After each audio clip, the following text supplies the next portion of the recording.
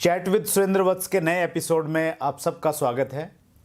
1 जनवरी 2019 को जब हमने पहला एपिसोड आपके सामने रखा, हमें उम्मीद नहीं थी कि इस प्रकार आपका प्यार और आपका प्रोत्साहन हमें मिलेगा।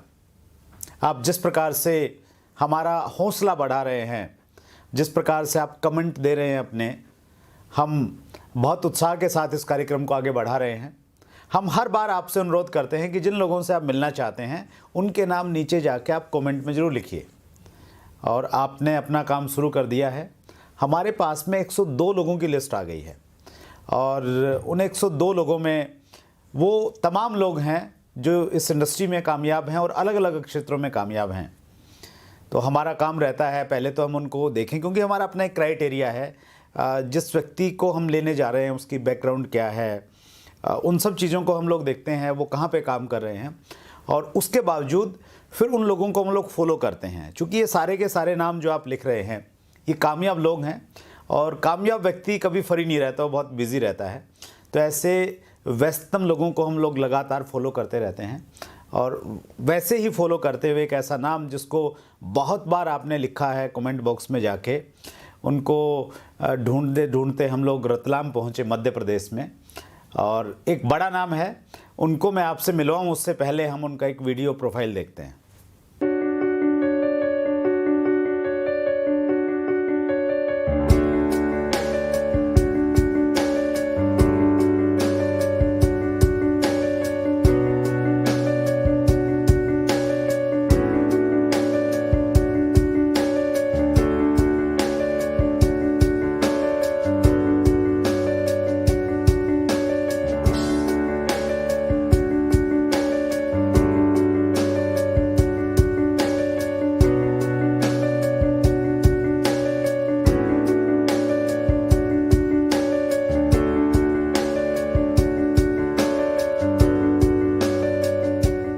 जैसा आपने देखा, आज हमारे बीच में है डायरेक्ट सेलिंग इंडस्ट्री का एक बहुत बड़ा नाम, बहुत कामयाब लीडर, और जिन्हें यूट्यूब पे लोग बहुत प्यार करते हैं, बहुत सारे वीडियोस उनके देखते हैं।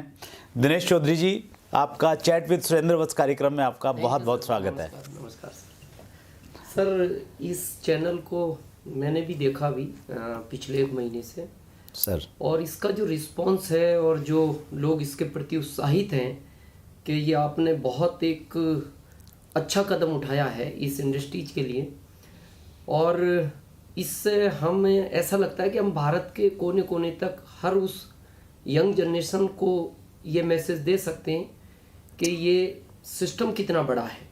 और हमारा आपसे ये रिक्वेस्ट है कि इस चैनल को इसी तरह आगे आप जारी रखें, कभी भी इसको स्टॉप करने का कोशिश ना करें, क्योंकि इस चैनल से इस भारत को बहुत बड़ा लाभ मिलेगा एक दिन। Thank you Dinesh ji. अगर आप जैसे जो कामयाब लोग हैं वो हमें इस प्रकार से अगर टाइम देते रहें और हमारे व्यूअर्स हमारे साथ में हैं जी सर, तो 1 जनवरी को जब मैंने नया रेजुलेशन लिया तो मैंने ये टारगेट लिया था कि 52 वीक तो हमें इसको करना है जी। तो जिस प्रकार से जो लोग आ रहे हैं और उससे एक रिस्पॉन्सिबिलिटी का बोध हम सब लोगों को, पूरी टीम को हो रहा है, तो हम उम्मीद करेंगे कि ये प्रोग्राम लंबे समय तक हम लोग लें और सही रहना चाहिए सर। चलिए, thank you so much sir, आपके शुभकामनाओं के लिए और आपके अप्रिसिएशन के लिए। सर, आपको लोग यूट्यूब पे सुनते हैं, लाइव बहुत लोगों ने सुना है, आप एक बहुत अच्छे स्पीकर हैं। मेरे जो फेवरेट स्पीकर की लिस्ट में आपका नाम आता है, जिस प्रकार आप सहज भाव से अपनी बात रखते हैं। लेकिन हमारे बहुत सारे व्यूअर्स हैं जो आपकी बैकग्राउंड के बारे में नहीं जानते। उनको दिनेश चौधरी इतना सुना है, आपको बोलते हुए सुना है, तो हमारे व्यूअर्स को थोड़ा सा अपनी बैकग्राउंड के बारे में, अपने बारे में थोड़ा बताइए सर। मैं वैसे यूपी मुरादाबाद से हूँ और मैं एक किसान परिवार से हूँ। अच्छा सर। और किसान परिवार में होने की वजह से बहुत ज़्यादा परिवार इतना मजबूत नहीं था, स्ट्रांग नहीं था, कि एजुकेशन ज़्यादा नहीं हो पाई। काफ़ी प्रयास भी किया और मैं 10th भी कंप्लीट नहीं कर पाया। अच्छा, क्या बात कर रहे हो आप? हाँ। आपको इस वेशभूषा में कोई देखेगा तो ये यकीन नहीं करेगा। नहीं सर, ये कमाल इस सिस्टम का है, इस इंडस्ट्रीज ने। मैं आज गर्व करता हूँ कि मैं जिसके बारे में कभी सोच नहीं सकता था, इसने उस प्लेटफार्म पे लाके खड़ा कर दिया। और इसके पहले मैं इस सिस्टम, इस इंडस्ट्रीज के बारे में कुछ नहीं जानता था। तो मैं पहले बड़ा शरीर से भी वीक था, तो मेरे पिता ने कहा कि भाई खेती करो फिर। तो मेरी माँ ने कहा ये तो वैसे ही ख़त्म हो जाएगा खेती में, ये अच्छा। तो स्ट्रॉन्ग ही नहीं है। हाँ। तो फिर मैं जॉब के लिए एमपी आ गया। अच्छा। तो मैंने पहले प्राइवेट किया, फिर मैं सेमी गवर्नमेंट एमपी कृषि उपज मंडी में 700 रुपये की सैलरी से लगा और 2075 रुपये मेरे को मिलते थे। क्या बात है सर। और 2002 में इस सिस्टम की किसी ने मेरे से बात की कि इस अच्छा। तरह का कोई सिस्टम इस भारत में आया है हम्म। कि जो बगैर पूंजी के बहुत कुछ दे सकता है। तो शुरू में बिलीव नहीं था, विश्वास हुआ नहीं, तो बहुत ज़्यादा हमने फोकस नहीं किया। अच्छा। और एक्सीडेंटल क्या हुआ कि मैं अपने जॉब के लिए जा रहा था, तो इस कॉन्सेप्ट की कोई किसी से बात कर रहा था कि यार इस तरह के कोई सिस्टम आए हैं भारत में। तो मैंने उसको पूछा यार इसकी पूरी जानकारी कैसे मिल सकती है। अच्छा। तो उसने कहा इसका एक प्रोग्राम है, एक मीटिंग है, इसका एक एजुकेशन सिस्टम है, वहाँ आप चलो, 26 जुलाई 2002 की बात है। तो मैंने उनसे कहा आप आओगे? बोले हाँ मैं भी आऊँगा। लेकिन जब मैं वहाँ पहुँचा तो वो नहीं थे। अच्छा। हाँ। और उस समय शुरुआत थी शायद इंडिया में, तो वहाँ 8 व्यक्ति पहले थे, 9वां में था और 10वां कोई आया नहीं। अच्छा। अच्छा, जिसने बुलाया वो भी नहीं आया। अच्छा। हाँ। और आश्चर्य इस बात का वो आज तक नहीं आया। क्या बात कर रहे हैं। हाँ। लेकिन जब इस कॉन्सेप्ट को, बहुत सीरियस तो नहीं था लेकिन थोड़ा सा ये लगा कि 2075 है और इससे कभी 500-700 एक्स्ट्रा इनकम आने लगे पर मंथ, तो अपने लिए बहुत बड़ी बात है। और अच्छा। इसी सोच के साथ मैंने इसको स्टार्ट किया। मतलब एक एक्स्ट्रा इनकम का जरिया मिल जाए हाँ, सिर्फ तो वो इसमें भी काम monthly करना चाहिए। 500-700। अच्छा, वो भी बहुत बड़ा टारगेट हाँ, नहीं था। क्योंकि उस समय ऐसा कुछ ना तो इस इंडस्ट्री के बारे में पता था और ना कभी कुछ समझा था। तो बात तो सुनते थे ऐसा करती है, लेकिन अपने को इतना बिलीव नहीं था कि ऐसा करती है, क्योंकि हमारा शुरुआती सफर था। हाँ हाँ। लेकिन जब हम इससे जुड़े रहे, इसकी थोड़ी एजुकेशन ली, तो पहले तो हम पार्ट टाइम करते रहे शुरू के 3 साल तक। और फिर जब हमें पता लगा कि ये इंडस्ट्री एज ए कैरियर करने की है और फ्यूचर है इसमें, तो फिर हमने जॉब को रिजाइन देके फिर इसमें हम फुल टाइम आ गए। वो कौन सा समय था, वो ऐसी क्या चीज़ थी जब आपने ये डिसाइड किया कि नहीं अभी पार्ट टाइम नहीं करना है, इसको फुल टाइम करना है? सर इसमें 2 चीज़ हैं कि जब आपको इस सिस्टम पे ये पूरा भरोसा हो जाए कि भाई ये सिस्टम ताकतवर है, और सेकंड आपको अपने ऊपर हो जाए कि आपका कोई साथ देना दे और आप करोगे, तो उस समय आप डिसीजन ले सकते हो। अच्छा। और डिसीजन में ये होता है कि हम ज़्यादातर भारत में एक एवरेज है, मैं जिसको बोलता हूँ, लोग यहाँ रायचंद बहुत है, मतलब ये कह सकते हैं होलसेल में पाए जाते हैं। हाँ। आप जिससे दोगे अलग अलग राय देगा। ठीक। अब यहाँ माइनस पॉइंट जो मेरे को लगता है, ये कह सकते हैं ये एजुकेशन का भाव, कि हम उन लोगों से ज़्यादातर डिसीजन लेते हैं कि जिनको उस चीज़ का ही नॉलेज नहीं है। हाँ। अगर हमें एक अच्छा डॉक्टर बनना है, हमें एक अच्छे डॉक्टर से मिलना चाहिए। एक अच्छा वकील बनना है, हमें एक अच्छे वकील से मिलना चाहिए। बिल्कुल सही है। इस इंडस्ट्रीज में बड़ा होना है तो हमें उससे मिलना चाहिए जो इस सिस्टम में पहले से सफल हो चुका है। हाँ। या सफलता की ओर चल रहा है। बिल्कुल सही है। हम जाके अपने पड़ोसी को पूछते हैं, या मान लो हमें एक डॉक्टर बनना है, बाहर जाके एक ऑटो रिक्शा वाले को पूछे भाई एक डॉक्टर बनना है, वो कहता है रिक्शा चलाओ पागल हो। सही है। तो उसको नॉलेज ही नहीं है। हाँ। क्योंकि मेरे को इस चीज़ पे एक बात याद आती है, और मैं ये भारत में एक यंग जनरेशन को ये संदेश भी देना चाहता हूँ। जी प्लीज। जब भी कोई काम करें, डिसीजन आप अपना लें। अच्छा। आपका दिल कहता है ये काम नहीं करना, तो दुनिया भी कहे उस काम को नहीं करना। आपका दिल कहता है करना है, तो दुनिया भी मने करे, तो आपको नहीं रुकना चाहिए। अच्छा। क्योंकि मैं इसका प्रैक्टिकल साक्षात उदाहरण हूँ। मेरी माँ यूपी रहती हैं, कभी स्कूल में नहीं गई, अनपढ़ हैं। तो मैंने उनको पहला फ़ोन किया, माँ मैं जॉब छोड़ रहा हूँ। अच्छा। तो वो बहुत नाराज हुए, बोले तुम पागल हो गए, जॉब के लिए तुम्हें वहाँ भेजा और जॉब छोड़ रहा। अच्छा। मैंने कहा मैं एक बिजनेस करूँगा। कहाँ से आया तुम्हारे पास इतना पैसा बिजनेस करने? जी जी। मैंने कहा माँ बगैर पैसे का बिजनेस है। अरे बोले बेटा तू कैसी बहकी बहकी बातें करता है, तेरे को किसी ने जादू टोना करा दिया। अच्छा। मैं तेरे भाई को भेजती हूँ, घर लेकर आएंगे, तेरा झाड़ी फूकनी कराएंगे। अच्छा। और अच्छा हो जाएगा तो जॉब पे छोड़ देंगे, नहीं तेरे को गाँव में रखेंगे। मैंने ओके। मैंने सेकंड फोन लगाया मेरे छोटे भाई को जो दिल्ली रेलवे पुलिस में, और हमारे परिवार में सबसे पढ़ा लिखा वही है। अच्छा। तो मैंने कहा भाई नौकरी छोड़ दे, मैं भी छोड़ रहा हूँ। अच्छा। वो बोलता दोबारा करो, क्या कहा? मैंने कहा नौकरी छोड़ दे, मैं भी छोड़ रहा हूँ। बोले पागल हो गए तुम? मैंने कहा एक बहुत अच्छा कॉन्सेप्ट आया है इस भारत में, अभी तक नहीं था, आउट ऑफ इंडिया चलता है ये बहुत समय से।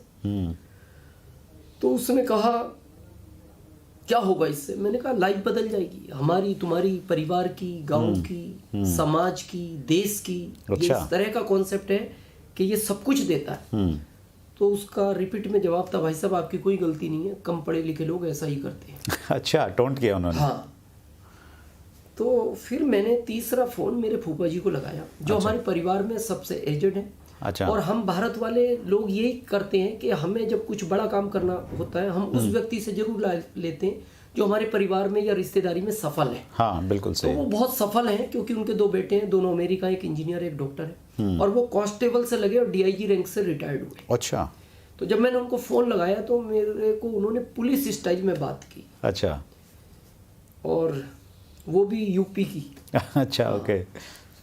तो यूपी की पुलिस वैसे भी इन दिनों बहुत चर्चा में है। हाँ, और सर पुलिस का मतलब ये होता है, बहुत लोग मेरे से पूछते हैं सर पुलिस स्टाइल। मैंने कहा पुलिस स्टाइल का मतलब ये होता है कि जो गालियां आपने कभी ना सुनी हो, अच्छा। वो उनके पास होती हैं। ये कह सकते हैं गालियों का अपर वर्जन।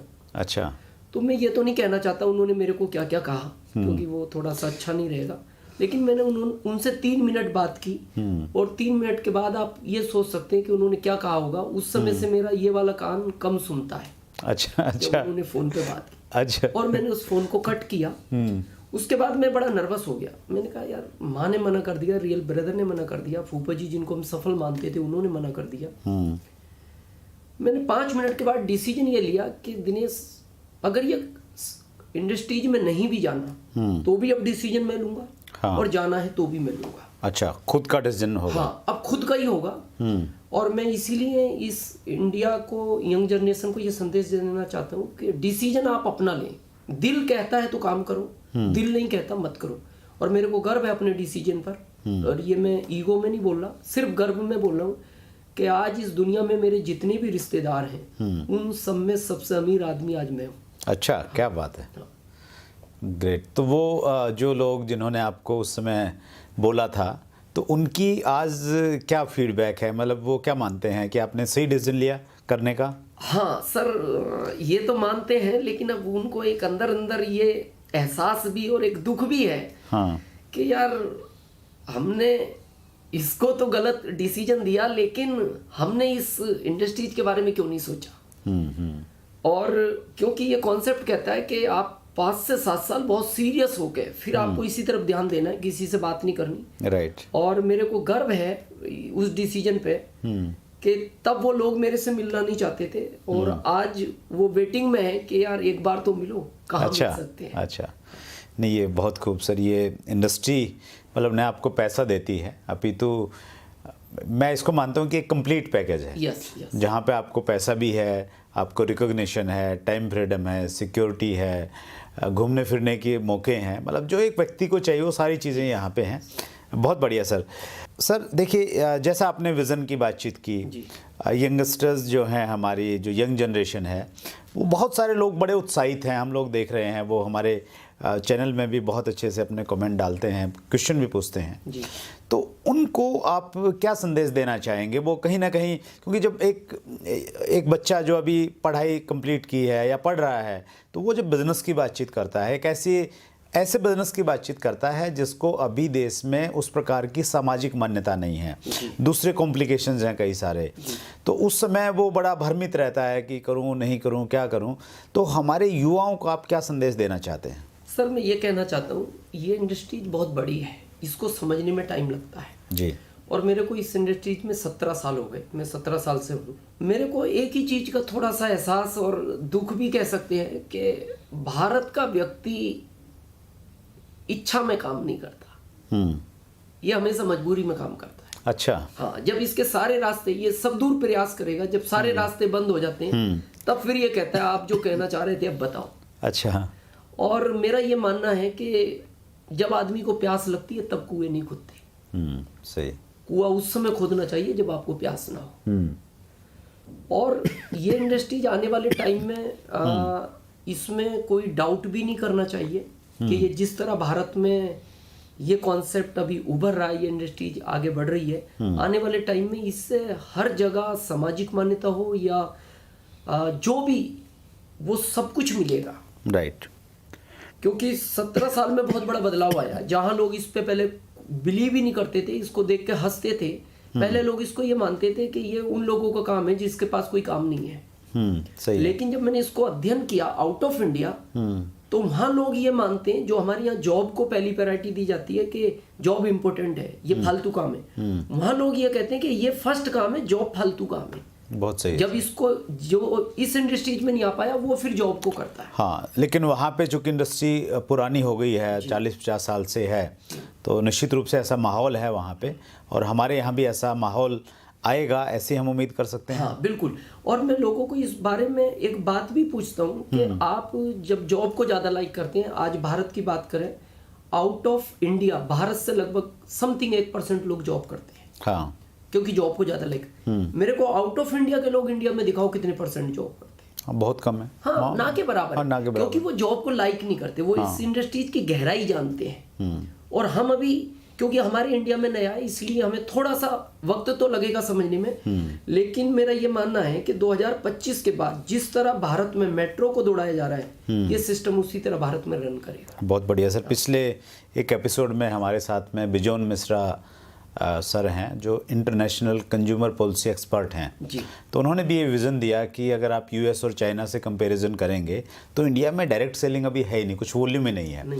तो ये बहुत तेज़ी के साथ में बढ़ेगा, तो आपने भी उस पर मोहर लगाई है।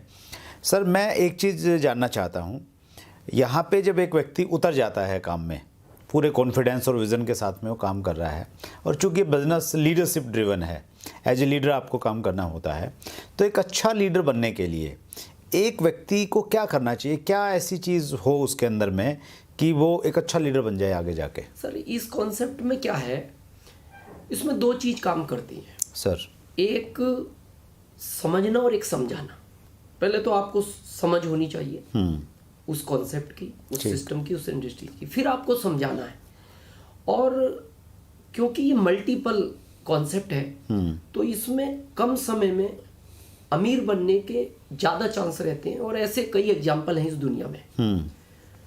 होता क्या है, मैं कई बार लोगों से पूछता हूँ कि कॉन्सेप्ट बहुत ईजी है, करना कुछ नहीं, आपको अच्छा रहना है, अच्छा लोगों से बात करना है, लोगों को समझाना है, तो ये इजी है। लेकिन थोड़ा सा मुश्किल भी है भारत में। क्यों? क्योंकि भारत के लोगों को समझाना है। अच्छा, हाँ, ठीक है। तो ये कॉन्सेप्ट है समझने और समझाने का। अब इसमें क्या होता है लीडरशिप में कि आप किसी से बात करने गए, ये कॉन्सेप्ट बहुत उतार चढ़ाव का है शुरू में, 5 से 7 साल बड़ा अप डाउन करता है। और ये प्राकृतिक का नेचर भी है, इस पर भी हम बात करेंगे। अब अप डाउन क्यों करता है, कब अप करेगा कब डाउन करेगा। जब इस इंडस्ट्रीज की आप किसी से बात करने गए और आपने उसको अच्छे से समझा दिया, तब ये सिस्टम अप करता है। अच्छा।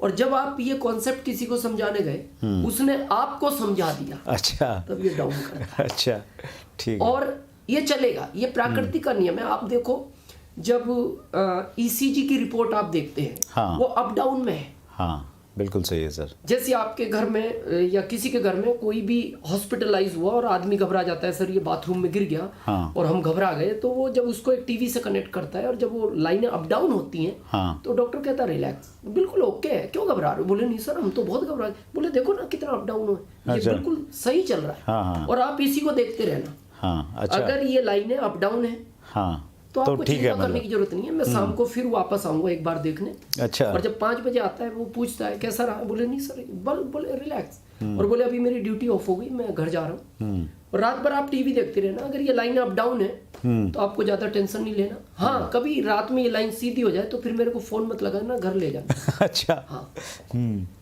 तो हम अपनी लाइफ में चाहते हैं कि सब स्टेबल हो जाए, तो ये तो प्राकृतिक का नियम है कि ये किसी साइंटिस्ट के माइंड में उसने डाला ऊपर वाले ने कि इस लाइन को आप ऐसे बनाओ। Right sir. कि आदमी को अगर जिंदगी जीनी है, इन्हीं उतार चढ़ाव में जी जाएगी, और आपको भी इस इंडस्ट्रीज में कामयाब होना है, तो इसी उतार चढ़ाव से निकल के ही आप कामयाब। मतलब लीडरशिप के लिए पहला गुण ये है कि आपको प्रिपेयर रहना पड़ेगा कि बढ़ेगा भी, कम भी होगा, सभी तरह की स्थितियां आएंगी, कई बार होगा, उसके लिए प्रिपेयर रहना पड़ेगा। अच्छा, राइट सर। और लीडरशिप एक ऐसी चीज है जो कोई जन्मजात नहीं मिलती, आप अभ्यास करो। हमारे साथ भी शुरू में हुआ, मैं सर बताऊं, कभी आप जब मेरे परिवार में मैं एमपी से यूपी बात करता था, उस समय वो लैंडलाइन थे एसटीडी। हाँ हाँ। तो मैं इतना संकोचित व्यक्ति था कि जब मैं फोन करता था मेरी पत्नी बोलती फोन काट दो, सामने वाले का बिल आ रहा होगा। अच्छा। वो बोल भी आप ही रहे हो, सुन भी आप रहे हो, उसको कुछ भी पता नहीं लग रहा आपने क्या बोला है। अच्छा अच्छा। हाँ, जब मैं जॉब करता था तो मैं इतना संकोचित था कि जैसे कई बार सर्कल में दिन में लंच करते तो मैं अकेला 1 किलोमीटर दूर बैठ के करता था, बहुत डिफरेंट से, और अच्छा। ये सब एक जगह बैठ के करते। और जब मैं इस कॉन्सेप्ट में आया तो मेरे को लगता था, मेरी पत्नी बोलती थी आप इसमें कैसे जाओगे, ये तो लीडरशिप का बिजनेस है, यहाँ तो स्टेज से बात करनी पड़ेगी लोगों को सब। मैंने कहा अपना वहां तक का ड्रीम ही नहीं है। अच्छा। अपन 200-500 मंथली के लिए आए, प्रोडक्ट्स आएगा, करेंगे जो भी होगा। हाँ। लेकिन जब धीरे धीरे मैं इस इंडस्ट्री से जुड़ा और मेरे को लगा कि हो सकता है लोग कर रहे हैं, और मैं गया भी, और मैं नीचे बैठ के हर आदमी को ऐसा लगता है यार बड़ा इजी है स्टेज पे जाना, कुछ नहीं, माइक हाथ में लेना है, क्या बताना है, मेरा ये नाम, ये काम, ये इनकम। पर वो तो जब वहां पहुंचते हैं तब पता लगता है क्या होता है। अच्छा। तो हम देख रहे थे लोगों को, यार 3 चीजें, कोई बात नहीं। जब पहली बार हम स्टेज पे गए, हम उठे तो 3 चीज माइंड में थी, लेकिन उठते ही हम एक चीज भूल गए। तो हम सोच रहे यार एक कहाँ गई, फिर हमने कहा 2 तो हैं, 2 बताएंगे। अच्छा। जब हम स्टेज पहुंचे और माइक हमारे सामने आया, फिर हम एक भूल गए। अच्छा। तो सामने वाले ने हमारे सामने माइक किया, बोले आपका नाम बताएं। मैंने कहा कृषि उपज मंडी रतलाम। अच्छा अच्छा। तो लोग हंसे, तो हमें अच्छा लगा। मैंने कहा यार फर्स्ट टाइम में बड़ा अच्छा बताया। अच्छा। पर जब हम घर पहुंचे तो हमें लगा यार वो तो अपना काम था, नाम नहीं था, ये तो सब गलती हो गई। क्या बात है। लेकिन आज मैं सर बहुत जिम्मेदारी और विश्वास के साथ कह सकता हूँ कि अगर मेरे जैसा व्यक्ति इसमें उस लेवल तक एज ए लीडर पहुंच सकता है, तो भारत का हर बच्चा उस स्टेज तक पहुंच सकता है। बहुत बढ़िया सर, बहुत खूब। मतलब घबराने की जरूरत नहीं है, कम बोलते हैं, हेजिटेशन है, घर वाले करें तो क्या करेगा, कहा मेरी पत्नी ने। हाँ, बोले ये अच्छा। कॉन्सेप्ट आपके लिए तो काम ही नहीं करेगा। चलिए बहुत उत्साहवर्धक बात आपने हमारे व्यूअर्स को बताई।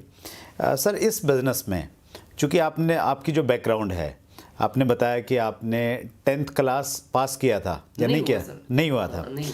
तो उसके बाद में क्या यहाँ पे इस बिजनेस में आने के बाद में एजुकेशन की ज़रूरत है कि हाँ यहाँ पे आने के बाद आपने कुछ सीखा? हाँ सर, मतलब मैं ये गर्व के साथ भी कहता हूँ कि आज एक 10वीं फेल लड़का भारत में पढ़े लिखे लोगों को इस इंडस्ट्रीज की एजुकेशन देता है, ये मेरे को अपने आप पे गर्व है। और वो सब मेरा यहीं हुआ।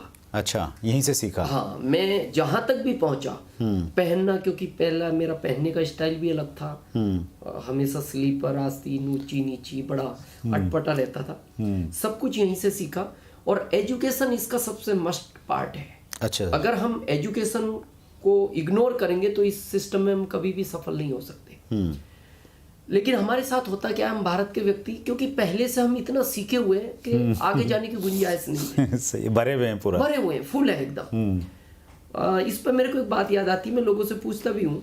एक क्लास चल रही थी, एक टीचर क्लास में आए, उन्होंने बच्चों को कहा, बच्चों सत्य और ब्रह्म में क्या अंतर है? अच्छा, सत्य और ब्रह्म में क्या अंतर है? जी। तो एक लड़के ने हाथ खड़ा किया, सर मैं बताऊं? बोले बताओ। बोले सर आप पढ़ा रहे हो ये सत्य है, और हम पढ़ रहे हैं ये आपका ब्रह्म है। अच्छा अच्छा अच्छा। ऐसे इस इंडस्ट्रीज में बहुत लोग इन्वॉल्व होते हैं, बैठते हैं, समझते हैं, लेकिन वो भी वहाँ यही समझ के बैठते हैं, सर आप इस सिस्टम की जानकारी दे रहे हो, ये सत्य है, और इस सिस्टम की हम जानकारी ले रहे हैं, ये आपका भ्रम है।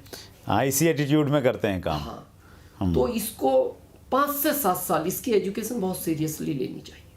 अच्छा, सीखना और अपने आप में बदलाव करके आगे बढ़ना। हाँ, ये इसका इम्पोर्टेंट पार्ट है। जब हम सीखने की बातचीत करते हैं सर, जैसे एक छोटा बच्चा होता है तो उसकी जो सबसे पहले टीचर हैं वो उसकी मम्मी और उसके पापा रहते हैं।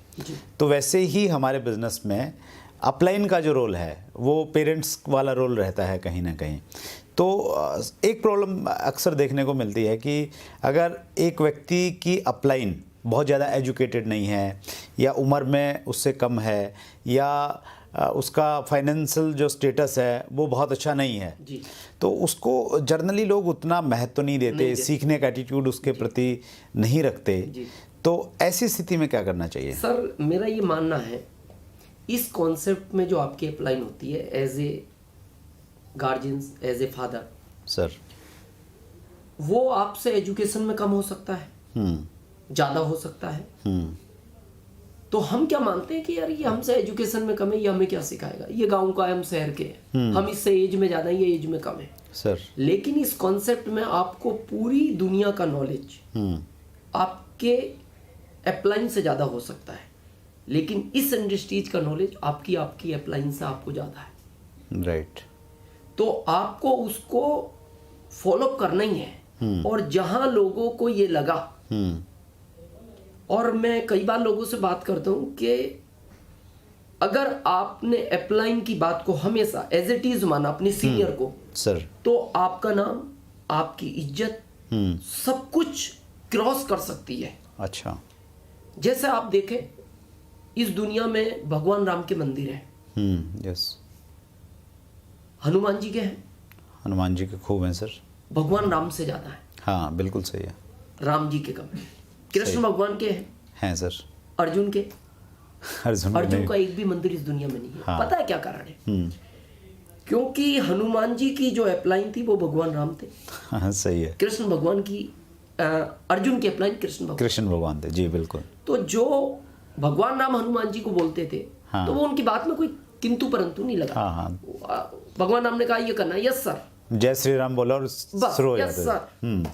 लेकिन जब कृष्ण भगवान अर्जुन को कुछ बोलते थे, वो उनकी हर बात में किंतु परंतु लगाते। अच्छा। कृष्ण भगवान बोलते इन पे तीर चलाओ, क्यों चलाए, चलाना जरूरी है, अच्छा। आज ही चलाना पड़ेगा। अच्छा। वो बोलते हैं हम युद्ध में खड़े हैं, सर मेरे रिश्तेदार है ये, मैं कैसे चला सकता हूँ। हर बात में किंतु परंतु लगाया, एक भी मंदिर नहीं बना। अच्छा। लेकिन हनुमान जी को जब भगवान राम ने कहा यार लक्ष्मण जी को बाण लग गया और इसका उपचार उस पहाड़ पे एक बूटी है, जा सकते हो? Yes sir. अच्छा। ले आओगे? Yes sir. वो गए, जब उन्होंने वहां देखा यार इतना बड़ा पहाड़, इतनी सारी उस कलर की चीजें, क्या करना चाहिए? अप्लाइन ने तो कहा लाना है। तो उन्होंने सोचा यार अप्लाइन ने तो कहा था इतना करना है, इतना करना है, अपन ऐसा करो सभी ले चलो, जितना अप्लाइन को चाहिए ले लेगा, बाकी छोड़ देगा। अच्छा। और वो लिया है। हाँ। और आज उसी का कारण है कि हनुमान जी के मंदिर उनकी अपलाइन से ज्यादा है। हाँ, मेरे ख्याल से विश्व में सबसे ज्यादा होंगे हनुमान जी के मंदिर। क्यों? क्योंकि उन्होंने अपने सीनियर की बात में कभी बट किंतु परंतु नहीं हुआ। जो यहाँ अगर ऐसा करेगा तो वो हर चीज में सबको क्रॉस कर सकता। हाँ, मतलब अपलाइन जो भी हैं, जो भी उनका एजुकेशन बैकग्राउंड है, उसको हमने फॉलो करना है। उनकी बातचीत को मतलब बिल्कुल। हाँ, वो कहते हैं वो पत्थर की लकीर है। हाँ हाँ, हनुमान बनना है, अर्जुन नहीं बनना है। हाँ। बहुत बहुत अच्छा एग्जाम्पल आपने दिया सर। इस बिज़नेस में सर, जब हम लोग बिज़नेस में काम करते हैं, आगे बढ़ते हैं, तो आगे बढ़ते बढ़ते एजुकेशन की तो बातचीत आपने की जी।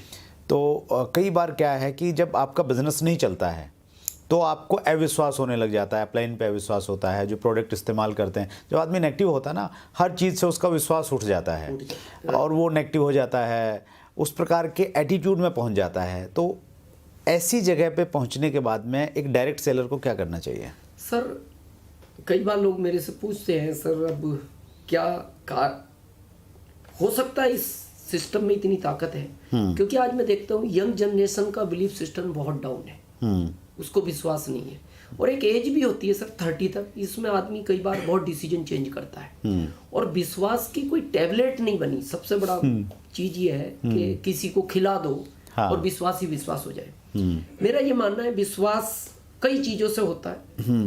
या तो आपको किसी की बात सुनने से होगा सर, या फिर किसी चीज को देखने से होगा, या कोई रास्ता नहीं है तो आपको करना पड़ेगा। सबसे अल्टीमेट रास्ता है बिलीव का कि आपको करना ही पड़ेगा। राइट। जैसे आज हम बड़े हुए बचपन से, विश्वास भी तो बड़े हुए। हाँ सही है। हम इस दुनिया में आए, कहा गया ये तुम्हारी माँ है, विश्वास किया। हाँ सही है। और सिर्फ यही तुम्हारे पिता हैं, सिर्फ किया। ये तुम्हारी टीचर है, हाँ। ये तुम्हारे डॉक्टर है। बड़े होते चले गए। हम किसी रेस्टोरेंट में खाना खाने गए, किसने बनाया, क्या बनाया, खा लिया। हाँ, सही है। विश्वास था। हाँ। मान लो आप किसी स्टेशन उतरे और आपको चाय की इच्छा थी और आपने उस रेस्टोरेंट वालों को कहा यार सुबह से चाय नहीं मिली, चाय बनाओ यार, कड़क बनाओ, इलायची डालना और 2 मिनट में ट्रेन है, थोड़ा फास्ट करना। उसने ईमानदारी से बनाई, मेहनत की, और चाय बनाने के बाद जैसे ही उसने कप में डाली उसमें मक्खी गिर गया। क्या करेगा? टाइम नहीं है उसके गिर पास। सकती है जी, गिर सकती है, उसकी गर्म भाप से गिर गई। क्या करेगा? उसने मक्खी निकाली, बाहर डाल लिया है चाय। और आपको कहा सर कड़क चाय और इलायची युक्त है। अच्छा। इलायची तो निकाला है तो पी गए हम। क्यों? बिलीव था कि इसने बनाई है। जब हमारी पूरी लाइफ विश्वास पे चल रही है तो मेरा ये लोगों को कहना है कि जिस कॉन्सेप्ट से, जिस इंडस्ट्री से आपकी लाइफ बदल सकती है, फिर उस पर आपको विश्वास करें। तो उसमें हम ये माने कि भाई आप अपलाइन के साथ में आप जिस कंपनी से जुड़े हुए हैं उसमें अगर आपको रिजल्ट वैसे नहीं मिले जैसे आपने चाहे थे, तो विश्वास के साथ में लगे रहें, वहीं टिके रहें, तभी सक्सेस मिलेगी। हाँ, और सर इसमें क्या है, इस इंडस्ट्रीज में क्योंकि आज तक जो काम हमने किए हैं उसमें हमें पता है कि जितना हम काम करते हैं उतना रिटर्न मिलता है, क्योंकि वो सब प्रेजेंट है। हाँ। और ये जो इंडस्ट्रीज है ये ओनली फ्यूचर है, राइट, इसमें प्रेजेंट नहीं है। जैसे आप आज जो भी कर रहे हैं, जॉब कर रहे हैं, बिजनेस कर रहे हैं, आपकी फैक्ट्री है, जितनी भी बड़ी इंडस्ट्रीज है, मेरा ये मानना है वो एज ए गेहूं का पौधा है। अच्छा। जैसे आपने खेत तैयार किया, मेहनत की, गेहूं बो दिया, 6 महीने में पौधा आ गया, गेहूं आ गया, आप अपने घर में ले आए, बेच लो, इनकम जनरेट हो गई, परिवार को पालो। लेकिन फसल कटती वो खेत फिर शून्य हो गया। फिर आपको वही काम दोबारा करना पड़ेगा 6 महीने बाद, और फिर 6 महीने वही सेम प्रोसेसिंग है। हाँ, बिल्कुल सही। फिर बड़ा हुआ और यही काम आपको पूरी लाइफ करना पड़ेगा और आपके बच्चों को। लेकिन ये जो इंडस्ट्रीज है ये काम का बीज है, ये आपको पहले समझना पड़ेगा। अच्छा। आम का बीज अगर आज आपने लगाया 6 महीने तो छोड़ दो, 5 साल तक कुछ नहीं देता। हाँ, बिल्कुल सही है। देता ही नहीं। हाँ। और बल्कि ये कहता है कि आप मेरे से कोई अपेक्षा मत रखो, अभी आप मेरी आपसे अपेक्षा है, मेरे को आप टाइम पे पानी दो, खाद दो, लोहे की जाली भी लगाओ, बकरी ना खा जाए मेरे को। लेकिन जब वो 5 से 7 साल के बाद एक बड़ा वृक्ष बनता है तो पता है वो क्या कहता है, अब अपनी जाली ले जाओ, बेच लो इसको, और बकरी तो छोड़ दो, ऊंट बेच देना, कुछ बिगाड़ नहीं सकता। हाँ, सही है, बिल्कुल सही। क्यों? क्योंकि वो उसने जो 7 साल में ग्रोथ की वो बड़ा वृक्ष बना। और आप देखना बड़े वृक्षों को बाद में पता है वो क्या बोलता है, अब मेरे को पानी भी मत देना, कुछ नहीं चाहिए, क्योंकि मेरी जड़ें वहां तक ले गया मैं जहां पानी बनता है। आप बड़े वृक्षों को देखना, बड़े वृक्षों को पानी नहीं दिया जाता। हाँ। वो पानी खुद खींचते हैं जितनी उनको आवश्यकता होती है। बहुत सही, बहुत सही। और फिर ये इंडस्ट्रीज वही आम का बीज है। जब ये वृक्ष बनता है फिर पता है वो आम का पौधा क्या कहता है, आपने मेरा 7 साल साथ दिया है, अब आपके 200 साल तक बच्चों को कहना मेरे आम खाएं, अब मैं उनका 200 साल साथ दूंगा। मतलब उस विजन के साथ में इस इंडस्ट्री को करना चाहिए, करना पड़ेगा। चलिए, बहुत बढ़िया सर। मैं जब आपके बारे में यूट्यूब पे कुछ वीडियोस देख रहा था तो उस वीडियो में मैंने एक चीज़ सुनी है, आपने किसी प्रोग्राम में आप बोल रहे थे जी। कि आपने इस बिजनेस में अब तक बहुत सारी गाड़ियां खरीदी और 7वीं गाड़ी आपने रिसेंटली खरीदी है। Yes sir. तो आपने कभी सोचा था जब आप इस बिज़नेस में आए, आपने बताया 2000 रुपये के आसपास की आपकी सैलरी थी, जी सर। तो आप इतनी सारी गाड़ियां खरीदेंगे, और वो 7वीं गाड़ी के पीछे क्या कहानी थी? सर जब मैं इस कॉन्सेप्ट के पहले जॉब में था तो मेरे पास एक टीवीएस चैंप हुआ करती थी। अच्छा। टीवीएस चैंप का मतलब है नो किक, नो क्लच, अच्छा, नो गेयर। वो टोटली अच्छा, और रेस से एक्सीलेटर अच्छा, ओके। उसको कोई ब्रिज व्रिज चढ़ाना हो तो 1 किलोमीटर दूर से उसका मौसम बनाना पड़ता है तब अच्छा। वो ब्रिज चढ़ती है। अच्छा। उसको मैं वीकली निकाला करता था। अच्छा, वीकली क्यों? जिस दिन फैमिली को जाना हो मार्केट। अच्छा। बाकी मैं तो पैदल ही ट्रेवलिंग करता था। अच्छा, ओके। जब इस कॉन्सेप्ट में आए तो हमारा जहाँ घर है तो वहाँ एक घाटी है। अच्छा। तो जब हम उस घाटी पे चढ़ते थे, मेरा एक बेटा है, हम तीनों होते थे, तो वो घाटी थोड़ी सी ज़्यादा है, तो वो बीच में आके रुक जाती थी। अच्छा। तो मेरी पत्नी बोलती थी बेइज्जती कराने की यही जगह मिलती है। अच्छा। तो मैं बोलता था यार अब क्या कर सकते हैं, अब इसने ताकत नहीं भरी। सही है। हम 3 हैं और तुम्हारा वेट मेरे से ज़्यादा नहीं लेके चढ़ पाई, तो क्या करेंगे। अच्छा। लेकिन जब ये कॉन्सेप्ट मैंने ज्वाइन किया तो मैं उनको बोलता था कि एक दिन ये इंडस्ट्री इतनी ताकत रखती है कि जिस घाटी पे भी हम इस टीवीएस चैंप से चढ़ते, एक दिन आप कार से चढ़ोगे। तो अच्छा। वो हंसते थे, बोले इंडस्ट्रीज तो ताकत रखती है पर आप तो नहीं रखते। अच्छा। हाँ, आपका नेचर इस तरह का नहीं। और मैंने सर इससे फर्स्ट कार ली, सेकंड ली, और मैं आज लोगों को बहुत गर्व के साथ बोलता हूँ कि जॉब में जिस तरह लोग सब्जियां परचेस करते हैं, अच्छा, ये इंडस्ट्रीज आपको कार और घर खरीदने की उस तरह की ताकत देती है। क्या बात है सर। तो मैंने firstly, second, third, fourth, fifth, six, हाँ, सेवन्थ में मेरा बेटे का शादी हुआ, फिर मेरा पोता हुआ, तो फैमिली बड़ी हो गई, तो मेरे पास अभी तक सब 5 सीटर कारें थी। मेरा मन था कि मैं इस बार 7 सीटर लूँगा अगले साल। अच्छा, लेकिन मेरी पत्नी ने अचानक फ़ोन आया कि बोले पोते का 3 दिन बाद जन्मदिन है और हम सबके नाम कुछ है और एक यादगार के लिए इसके नाम से कुछ ऐसा करना है कि यादगार रहे कि इस दिन कुछ लिया गया पोते के नाम से। पोते के नाम से। मैंने कहा क्या करें?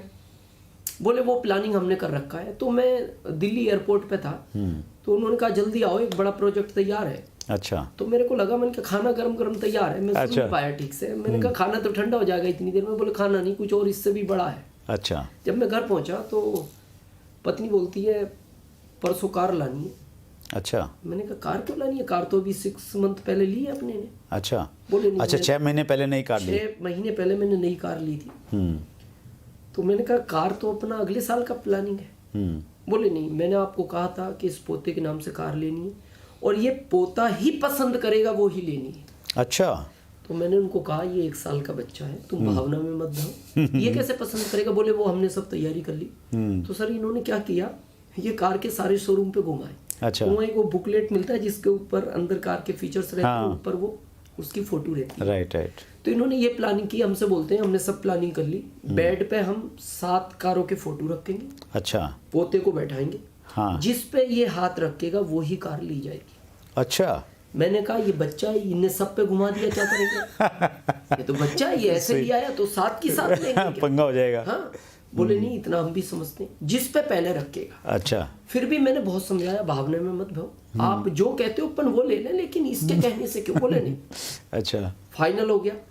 और सर उसने ऐसी कार पे हाथ रखा जिस कार को मैंने 6 मंथ पहले लिया। अच्छा, सेम कंपनी, अच्छा, सेम वर्जन, अच्छा, और ऐसे कलर पे रखा जिस कलर को मैं कभी नहीं खरीदता, अच्छा, क्योंकि ये इंडस्ट्रीज बड़ी व्हाइटनेस है। हाँ। तो मैं हमेशा कारें व्हाइट खरीदता हूं। अच्छा, उसने ओके। रखा प्योर ब्लैक पे। अच्छा, तो फिर मैंने घर वालों को समझाया, भावना में मत दो, अच्छा। अपन 7 सीटर भले ही 3 दिन बाद 7 ही लाए, पर बोले नहीं, वो इसकी पसंद का फाइनल हो गया। अच्छा। और सर 3 दिन बाद मैंने को वो ही कार लेनी पड़ी जिस पे उसने हाथ रखा। क्या बात है, ये बहुत बहुत शानदार है। इसमें एक मैसेज भी है सर, और ये ग्रेट, और भावनाएं चलती हैं सर हमारे बिजनेस में भी और लाइफ में भी।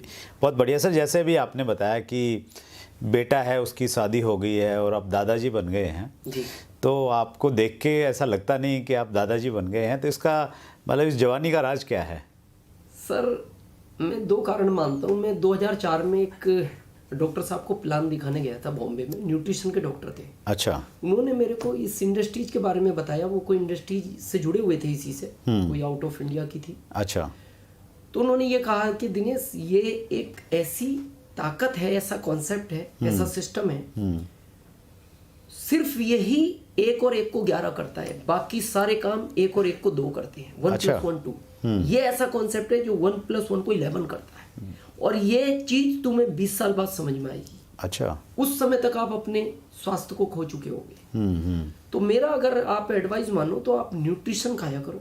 अच्छा, तो सर उस समय से मैंने न्यूट्रिशन चालू किया, अच्छा, और मैं लोगों को भी कहता हूँ कि यार ये इंडस्ट्रीज बहुत पैसा देती है, तो उस पैसे का एंजॉय करने के लिए कम से कम उस समय तक चलते तो रहो। हाँ, सही है। और आज भी बहुत लोग मेरी एज को जज नहीं कर पाते सर। हाँ, मेरी सरप्राइजिंग है सर मेरे लिए भी। रनिंग है। अच्छा, 50 साल के हैं आप? और क्या जुलाई बात में कर रहे हो? 50 कंप्लीट हो जाएगा। अच्छा, 51 में मैं जुलाई के बाद इंटर हो जाऊँ। चलिए बहुत बढ़िया सर। ये तो और ये सब नेचुरल है सर, बाल भी नेचुरल है। सही में, क्या बात मैं है। कभी कलर यूज नहीं करता। अच्छा, ब्लैक बाल हैं आपके? जो नहीं, व्हाइट तो होने लगे, काफी हो गए। अच्छा। लेकिन जो भी है नेचुरल है। हाँ, मतलब वो विग नहीं डाली हुई नहीं, कोई? अब मैं लोगों को भी मना करता हूँ कि कलर का यूज नहीं करना चाहिए, केमिकल आता है। हाँ, हाँ, हाँ। सर बहुत बढ़िया, आपने बहुत सारी चीज़ें वैसे बताई, और आपका जो अंदाज रहता है वो लाजवाब रहता है। फिर भी हमारे इस एपिसोड का सर एक पार्ट रहता है funny moment of the life. तो वो फनी मोमेंट जो आप याद करते हैं तो आपको मतलब आपके चेहरे पे हंसी आ जाती है या कई बार लगता होगा यार ऐसे भी थे कभी हम लोग? हाँ, नहीं सर, इसके पहले एक चीज़ और मैं बताना चाहूँगा प्लीज़। यंग जनरेशन को कि इस इंडस्ट्री से जब जुड़े तो इसकी एजुकेशन हमेशा लेते रहे मंथली। राइट। क्योंकि किसी ने कहा है और मैंने ये चीज़ को पढ़ा भी है कि आदमी के माइंड में एक दिन में 10,000 से ज़्यादा थॉट आते हैं। सही। निगेटिव और पॉजिटिव। आप जैसे लोगों की संगत करोगे वैसे थॉट आएंगे। हाँ। और हमारे भारत में ज़्यादातर आप देखना निगेटिव बात ज़्यादा होती है, इसीलिए लोग इसमें अपनी हिम्मत छोड़ देते हैं। हाँ। जब बाहर जाके लोग कहते हैं कि कामयाबी तो है पर तुम्हारे पास नहीं आ सकती, हाँ सही है। तो वो सोचता है यार हो तो रहे लोग कामयाब पर मैं होऊंगा कि नहीं। तो मैं ये कहता हूँ कि आप हमेशा इस इंडस्ट्री से जुड़े रहें तो ही आप पॉजिटिव रहेंगे। राइट। क्योंकि निगेटिव आज इतना थॉट है इंडिया में, आप किसी भी चौराहे पे जाओ हर आदमी निगेटिव बात कर रहा है। देश ऐसा हो गया, कहाँ पहुँच गया, दुनिया देखो कहाँ पहुँच गई, प्रधानमंत्री ऐसा है, मंत्री ऐसे हैं, सांसद उसको परवाह ही नहीं, पड़ोसी देखो कैसा मिला है, भाई अपने हिस्से में यही आया था। इस तरह के जो मिलेंगे ना, तो मेरा ये मानना है, आज मैंने जब इस चीज़ को एनालिसिस किया सर कि भारत का व्यक्ति जीते जी नहीं मरने के बाद भी निगेटिव है। अच्छा। इस तरह की निगेटिविटी इतनी मिलती है सर कि उसकी सोच ही ऐसी बन गई। एक बार क्या हुआ सर, एक लड़के के फादर शांत हो गए। अच्छा। तो एक भारतीय परंपरा के अनुसार उनके घर वालों ने कहा, रिश्तेदारों ने, उसकी माँ ने, बेटा इनकी अस्थियों को इलाहाबाद विसर्जित कराओ। अच्छा। वो लड़का जब घर से निकला, दिल्ली पहुंचा, दिल्ली से ट्रेन चेंज करनी थी, तो खाना खाने लगा, भूख लगी थी, ट्रेन में 1 घंटा लेट था। तो सामने कोई पानी दिखाई दिया, तो उसने होटल के मालिक को पूछा, भाई ये पानी? होटल का मालिक बोलता है, बेटा ये पानी नहीं, ये नदी है, पहाड़ों से आ रही है, इलाहाबाद जाएगी। अच्छा। तो उसने सोचा यार काम तो यही हो जाएगा। अच्छा। क्योंकि अस्थियां ही इलाहाबाद विसर्जित करनी और इसी नदी में करनी, यही जा रही है। हाँ सही है। उसने वो अस्थियां दिल्ली में विसर्जित कर दी। अच्छा, इलाहाबाद की जगह दिल्ली में कर दी। घर आ गया। घर आके उसकी माँ ने कहा, बेटा बड़ी जल्दी आ गए? बोले हाँ, मैं इलाहाबाद नहीं गया माँ, मैं दिल्ली गया और वो नदी दिल्ली में मिल गई, पहाड़ों से आ रही है, इलाहाबाद जा रही है, काम हो जाएगा।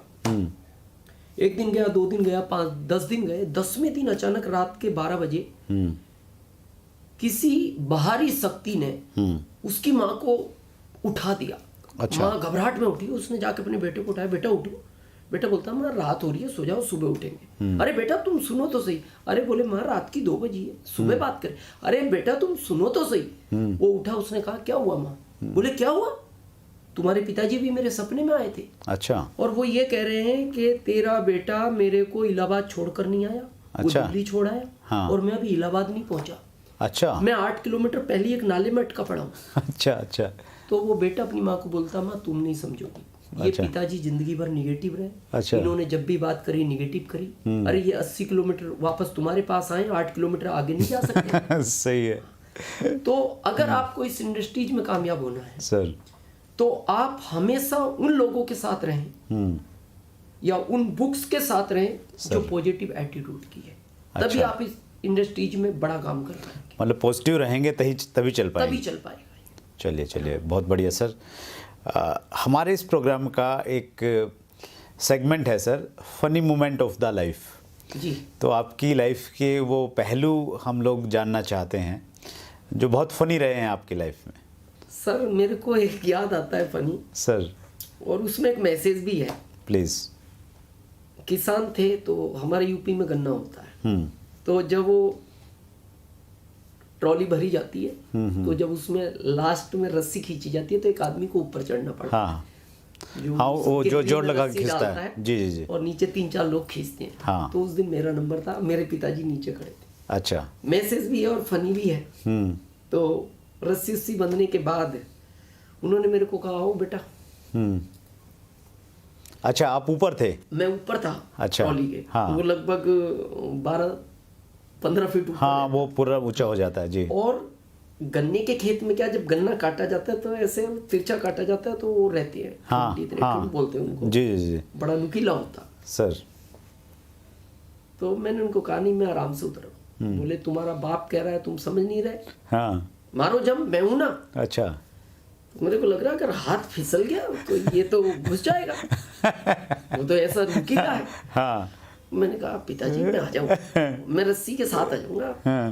बोले मैं कह रहा हूं ना तो सर हमने जंप मार दी। अच्छा, जंप मार दी, पिताजी हट गए जानबूझ के। हाँ। अरे वो आज भी निशान है हमारे यहाँ। अच्छा, वो ऐसे जब हम गिरे, वो टूंटियाँ अभी भी निशान है, वो घुस गया। अच्छा। तो जो नीचे और लोग खड़े वो तो हंस पड़े, बड़ा हमें तो गुस्सा आया, और हम लेटे हुए थे, पीछे से आके उन्होंने एक और दिया। अच्छा, अब उठ, अब क्या कर रहा है? अच्छा।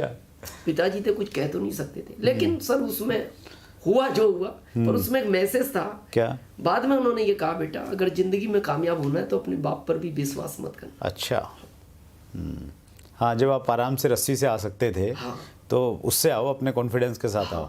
बोले मैंने 2 बार भी कहा, तुमने क्यों किया मेरी बात पे विश्वास? हाँ, तुम कहते थे मेरे को तो आना ही नहीं, मैं अपने हिसाब से ही आऊंगा। हाँ हाँ, चलिए बहुत बढ़िया सर, आपने बहुत अच्छा आपका कन्वर्सेशन रहा, और आपने फनी मोमेंट में भी एक बहुत अच्छी एजुकेशन लोगों को दी। और वैसे तो आपका जो स्टाइल है सर, आपकी जो स्पीच रहती है, जो आपकी वीडियोज़ हैं, तो मैंने तो ये देखा कि हर 2 मिनट के बाद कोई ना कोई एक पंच रहता है आपकी बातचीत में, और वो आज हमारे व्यूअर्स भी उससे रूबरू हुए। आपने चैट विद सुरेंद्र वत्स के लिए टाइम दिया, हम बहुत आभारी हैं सर आपके। Thank you very much. ये थे श्री दिनेश चौधरी, रतलाम मध्य प्रदेश से, जो बहुत कामयाब शख्सियत हैं। दोस्तों, इसी प्रकार से आप अपना प्यार चैट विद सुरेंद्र वत्स को देते रहें। जैसा कि आपको मालूम है कि हम हर मंगलवार रात्रि 8 बजे आपसे रूबरू होते हैं, तो अगले मंगलवार फिर मिलेंगे रात्रि 8 बजे। तब तक के लिए बहुत बहुत धन्यवाद। Thank you.